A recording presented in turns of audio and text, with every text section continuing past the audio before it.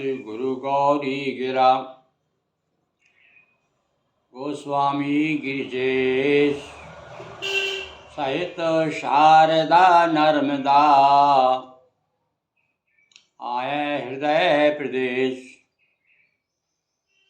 बंदो हनुमत भरत संगो रिपुहन बंदो हनुमत लखन संग रिपुहन भरत सुजान सिया राम जी को नमन गाऊं मानस गान सियावर रामचंद्र पद जय शरणम।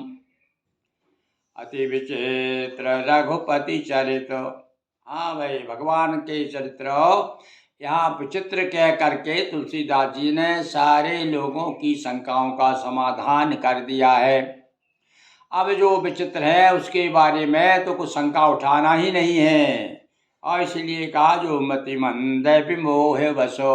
ऐसे मूर्ख लोग जिनकी बुद्धि मंद है, मति मंद है, वे हृदय धरई कछुआन, उनके हृदय में कुछ और ही बात चलती रहती है, उनके दिमाग में तो कुछ और ही चलता रहता है। अब इधर तो अब बता रहा, फिर आगे से सब बात थोड़ा सा मूर्खों को चेताते हुए बताते हुए कि भैया जो बुद्धिमान है वो संशय नहीं करेगा, क्योंकि तुरंत संशय हो जाता है लोगों का। अरे भैया भव शंकर जी, और देखो राम जी को प्रणाम कर रहे हैं, अरे राम जी जो है सबसे बड़े सच्चिदानंद हैं और शंकर जी को प्रणाम कर रहे हैं। तो ऐसे सोच करके जो छोटी बुद्धि वाले लोग हैं चिंता करने लगते हैं। अरे जो समान होते हैं, जिनमें कोई अंतर नहीं है, जब परस्पर मिलते हैं तो दूसरे गले मिलते हैं, और जब ज़्यादा विनम्रता बताते हैं हम लोगों को भी किस तरह विनम्र होना चाहिए अपने से समान लोगों के प्रति, तो वो झुकते भी हैं, प्रणाम भी करते हैं। अब यहाँ पर देखिए कितना, यानी भगवान राम जी की सुंदरता का वर्णन करने में तो भैया गोस्वामी जी ने एक लेखनी तोड़ दी है। क्या कहते हैं? भरी लोचन छवि सिंधु निहारी। छवि सिंधु, कैसी छवि है, कितना कितना सौंदर्य है राम जी का। बोले भैया समुद्र है वहाँ, तो अब समुद्र से अधिक पानी कहीं होता है क्या संसार, बताओ। समुद्र से वहाँ कहीं जल की सीमा कहीं है। ऐसे ही सीता जी के बारे में कहा है ना उन्होंने कि सुंदरता को सुंदर करी, ऐसी सुंदर है कि जो सुंदर शब्द है वो भी उनके कारण सुंदर हुआ है। तो यहाँ पर वो कहते हैं छवि सिंधु, यानी सुंदरता की छवि की जो है और समुद्र है भगवान, उनको देखते रहो, पर देखते रहो। देखिए एक बार देखो, आप जो कभी गए हो, आप समुद्र जाइए तो आप देखते रहिए देखते रहिए देखते रहिए, जल का कोई थाह नहीं है कहीं। यहाँ जहाँ तक आपकी दृष्टि जाएगी जल ही जल दिखाई देगा। तो ऐसे ही जितना सोचोगे छवि के बारे में, उतना ही आपको जो है आगे दिखाई देगा कि अभी और है और भी सुंदरता। ऐसी तो कुसमय जानना कीन सिनारी, पर देखा कि समय ठीक नहीं है भाई, इस समय पहचान मत करो। तो देखो ये सब लौकिक व्यवहार की बात है कि कभी सामने आदमी देखा कि भाई किस स्थिति में है वो, और आप जो है लगे अपनी धुन में। तो यहाँ पर विचार किया, बताया उन्होंने, शिक्षा दी कि भाई जब ऐसा कुछ समय आ जाए, ऐसी स्थिति बन जाए, तो उस समय तो देखा उन्होंने कि हमारे राम जी जो है इस समय ब्रीहिवत नरेवो बिलपत, मनुष्यों की तरह जो है विलाप कर रहे हैं। तो शंभु समय ते राम ही देखा, उपजा ही अति हरस विषेका। अब यहाँ भी बता दिया, बिना देखे किसी को जब देखते हैं तभी तो हृदय उमड़ता है। आसपास जब हमारा वो बहुत समय का विश्वास हुआ और आदमी जब दिख जाता है तो देखते ही हृदय उमड़ता है, दिए प्रेम जो है उमगने लगता है, मन होता है बार बार कि उनके जाकर के मिले। तो इच्छा तो बहुत हो रही थी कि भाई उनसे मिले, पर उस समय तो अपरिचय जैसा व्यवहार किया उन्होंने। जय सच्चिदानंद जग पावन और रस कई चले मनोज नसावन। अब यहाँ पर उनकी जय जयकार करते हुए चल दिए। शिव जी ने, अब पार्वती वो सती साथ में थी, तो इसलिए देखा कि भाई अब इनके सामने मिलना जरा ठीक ठाक नहीं है। सती भी साथ में है, और सती के लिए दक्ष कुमारी कहा है, आप जानते ही हैं। दक्ष कुमारी यानी बुद्धि प्रधान, तो वहाँ हृदय की जरा यहाँ मामला कम था, यहाँ बुद्धि ज़्यादा प्रमुख है। तो चले जाते शिव सती समेता, पुनि पुनि पुल कत कृपा निकेता। अरे जब अपने वाला आदमी मिल जाता है तो उसे देख करके बड़ी प्रसन्नता होती है, बार बार अंदर से प्रफुल्लित हो रहे, आनंदित हो रहे। भगवान शिव ने दर्शन जो किए राम जी के तो बड़े खुश हो गए और वह आनंद में डूब गए। कुछ उनको देह की सुध नहीं, आदमी जब वो विदेह हो जाता है, ऐसी स्थिति जब आनंद में डूबता है तब उसे फिर विदेह कहते हैं। तो ऐसी स्थिति बार बार पुलकित हो रहे हैं। सती सुदशा शंभु के देखी उरुपजा संशय फिर आ गया भैया। अब यहाँ संशय, पहले संशय कौन ने किया था? भरद्वाज जी ने, कि महाराज ये कोई राम वो राम है जो अवधेश के कुमार है, अथवा वो राम जिसे शिव जी जपते रहते हैं, वो कौन से राम है? अब यहाँ तो वो तो भैया साधारण हम जैसे जीव, मतलब कहना चाहिए कि देव स्तर के ना होकर के मनुष्य के जो सर्वश्रेष्ठ मनुष्यों में जो सर्वश्रेष्ठ मुनि संत होते हैं उनका संदेह था। अब यहाँ तो भैया देवता स्तर पर, देव स्तर पर संदेह हो रहा है।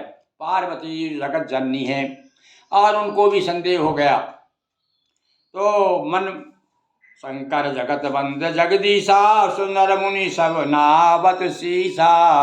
अब ये भी बता दिया भाई उन्होंने कि भगवान शिव पार्वती कह रही हैं, जिसके बारे में पार्वती जब सोचती हैं कि पार्वती गलत सोचेगी क्या?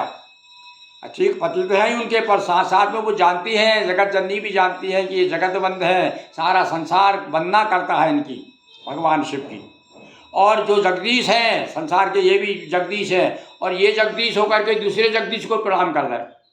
अब यहाँ थोड़ा भाई गड़बड़ हो जाएगा, नहीं हो जाएगा। वो कोई ऐसा है कि एक हेड मास्टर आया, दूसरा हेड मास्टर देखा तो दूसरे को प्रणाम कर रहा है उसको, तो ये सोचेगा यार हमारे ये तो हमारे हेड मास्टर ये कुछ छोटे थोड़ी है। तो भैया यहाँ बराबरी का मामला है। पार्वती जी को मन में सोचा, पर यहाँ बराबरी का ना हो करके उन्होंने देखा ये तो प्रणाम कर रहे हैं भाई, यानी ये तो अपने आप को छोटा मान रहे हैं। और मैं तो मान रही थी अभी तक कि भगवान तो जगत बंद है, सारे संसार को सारा संसार झुकता है इनके सामने और ये इनके सामने झुक रहे हैं। तब तो भैया स्वाभाविक है। और एक पत्नी को तो बहुत ही स्वाभाविक है, क्योंकि पत्नी तो अपने आप को परमेश्वरी मानती है अपने पति को, और वो नहीं चाहती कि मेरा पति मेरे सामने किसी के सामने झुके। ये भी एक लौकिक व्यवहार है। तो अब यहाँ पर भैया व्यवहार की थोड़ी सी बात आ गई है। तो व्यवहार में तो ऐसा है कि जिससे हमें अधिक स्नेह करते हैं, प्यार करते हैं, पुलकित देखा ना, पुलकित हो रहे हैं, देख देख के दर्शन कर रहे हैं उनके, यानी यहाँ पर स्वामी मान रहे हैं उनको वो, और अब अपना इष्टदेव मान रहे हैं भगवान शिव, इसीलिए पुलकित हो रहे हैं। तो तीन पे सतही की न पर नामा, पर अब शंका हो गई यहाँ पर कौन सी, कि कहाँ तो देव और कहाँ मनुष्य हो। ये तो खुद स्वयं देवता है और एक मनुष्य को प्रणाम कर रहे हैं। अब कभी आज तक देवता को देखा किसी मनुष्य को प्रणाम करते हुए? पर यहाँ तो ये कि एक देवता है और मनुष्य को, मतलब यहाँ पर ये मनुष्य बन के आए हैं, किंतु ये स्वयं देवता है, इसलिए इनको प्रणाम करना उनका उचित है। और कहीं सच्चिदा, और फिर इनको सच्चिदानंद कह दिया। सच्चिदानंद यानी पहले खुद आनंद में जो डुबा दे दूसरों को, वही तो वहाँ सच्चिदानंद है। ब्रह्मा जो बताया शिव जी के बारे में कि शिव जी ने जो ही दर्शन किए तो छवि सिंधु निहारी, और सुंदरता को देख करके डूब गए। तो सत्व भी जहाँ है और चित्त जहाँ, सत्व चित्त जहाँ चेतनता है, और सत्य चैतन्यता और आनंद तीनों को मिलकर के सच्चिदानंद बना है। तो ये सच्चिदानंद का अर्थ है कि इसका अर्थ होता पूरा निराकार। और वही निराकार जो है जब मनुष्य बन गया, जब आकार ले लिया उसने, तो यहाँ संशय हो गई, संदेह हो गया, और भ्रम में पड़ गई सती जी। भये गगन सविता भये मगन सविता सुबिलोकी, अजो प्रीत हो रहे इतना लोकी। और भैया प्रेम तो फूट फूट पड़ रहा था उनके शरीर से और शिव जी के। तो वो देख के तो अब कहीं पाँव रख रहा है, कहीं पाँव उनके ज़रा डगमगा जाता है। आदमी जब प्रेम में डूब जाता है ना, तो फिर वो विदेही हो जाता है पूरा। तो ऐसी दशा देखी शंभू की, कहा ना मगन सविता सुबिलोकी। और इनकी सुंदरता को देख करके तो ऐसे पागल हो गए मेरे नाथ। क्या हो गया भाई, इनको शक हो गया कि अरे ये तो खुद जगत बंद है, आज क्या स्थिति हो गई। तो यहाँ बताया कि ज्ञानी भगवान ज्ञानी नाम अग्रगण्यम है, भगवान शिव तो योगी है, ज्ञानी है, किंतु ज्ञानी को भक्ति के पथ में लाया गया है। खुद आ गए हैं ज्ञानी जो है। देखो ज्ञानी जब भक्त हो जाता है तब उसकी जनक जैसी स्थिति हो जाती है। जनक की स्थिति पता है ना, वो भी बड़े ज्ञानी थे।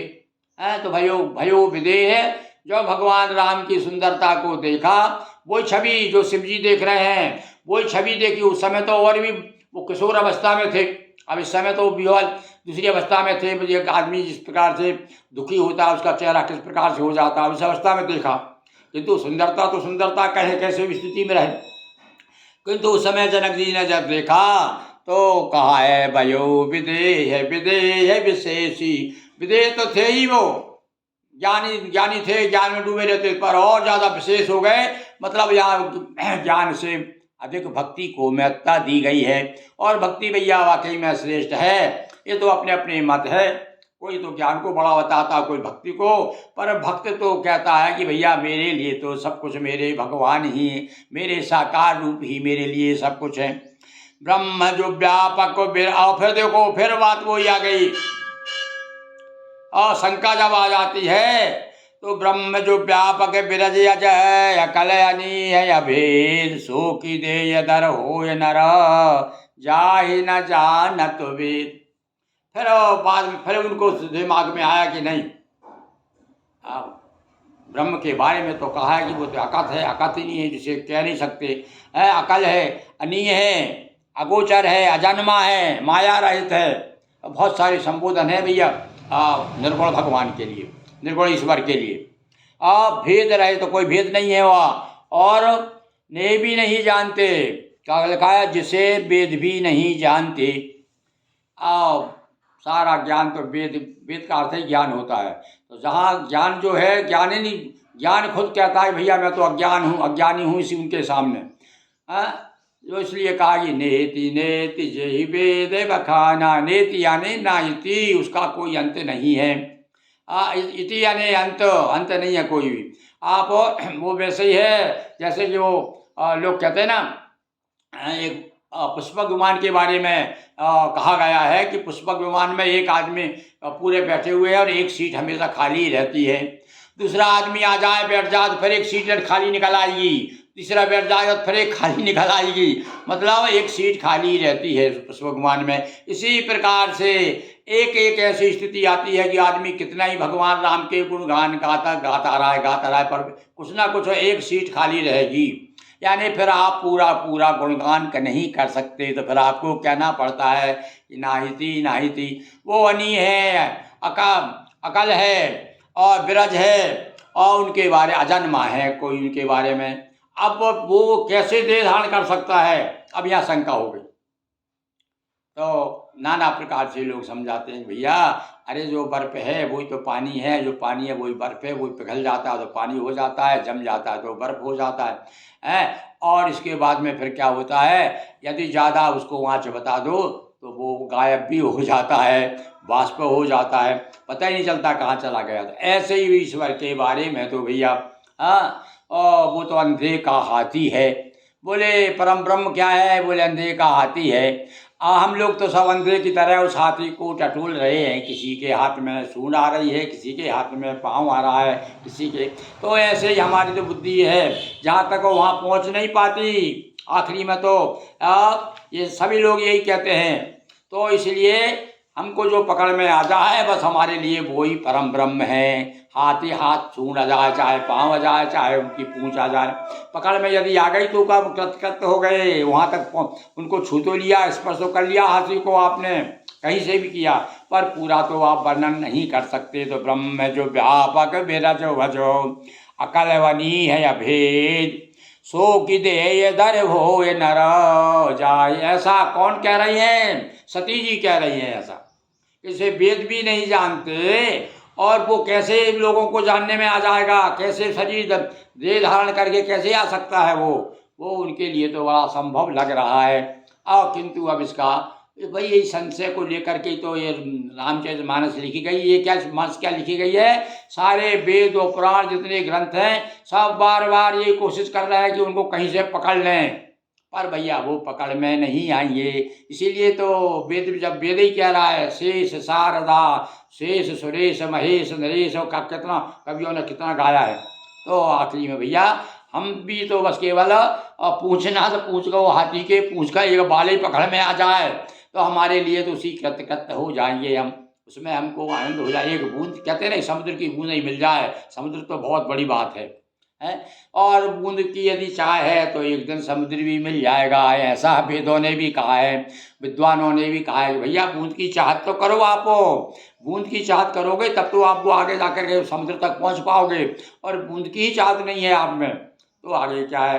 तो इस प्रकार से संशय में डूबे रहोगे तो पार्वती जी पे सती जी का संशय नहीं है, भरद्वाज जी का संशय नहीं है, ये संशय हमारे हृदय में भी है।